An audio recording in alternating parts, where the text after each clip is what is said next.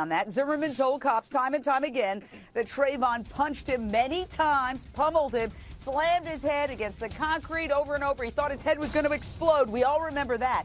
Well, today the medical examiner said the evidence tells a very different story. Listen to both, and then we'll debate it. I tried to sit up, and that's when he grabbed me by the head and tried to slam my head down. He just kept slamming and slamming. Are any of the injuries depicted in State 75 life-threatening? No. And in terms of severity, how would you classify the contusions or abrasions in this photograph? They are very small injuries.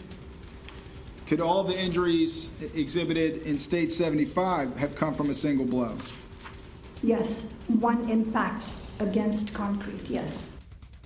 So even though we have been inundated with photos of George Zimmerman's bloody head and his bloody nose, this medical examiner is saying these are minor, insignificant injuries. Larry Kobolinsky, famed forensic scientist out of John Jay College of Criminal Justice. We are going to show you again the bloody photos that we have seen of George Zimmerman with his nose and the back of his head. How can two people have such completely different descriptions where he says his head was slammed against the concrete, it was going to explode, he was pummeled, and she's saying, it's minor, there's nothing really wrong with this guy? Well, first of all, Jane, pathologists work on dead people, and I'm wondering if she ever examined George Zimmerman. Probably not. I think she's basing all of her comments on the photographs, which is really not supposed to happen.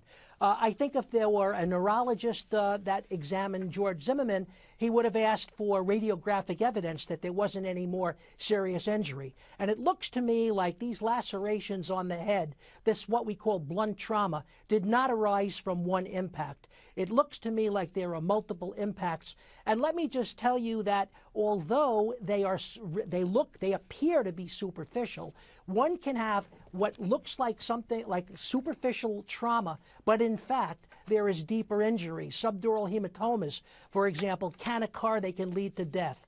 So I think this medical examiner ought to take a closer look at what she's saying and think about making statements before making judgments about a serious case like this. Indeed. Gene Casares, HLN legal correspondent, you've been in court for the duration. There was an attempt, I think I heard, by the defense to try to imply that this woman, this doctor, was not exactly objective, that she may have a backstory. In other words, that she's really piling on for the prosecution. Right, like she's a paid paid talking head for the prosecution. She is the chief medical examiner, though, of Duval County. Now, of course, that is where the prosecutors are from, but the defense was trying to make that point. Another thing she said, though, as the expert, all the lumps that were on the defendant's head, she said that they were just the shape of his skull, that that's the way he was formed. But I was looking at the shape, because I was noting all those lumps and bumps, and then the recreation video the next day, I didn't see all the lumps and bumps. So I think there definitely was swelling all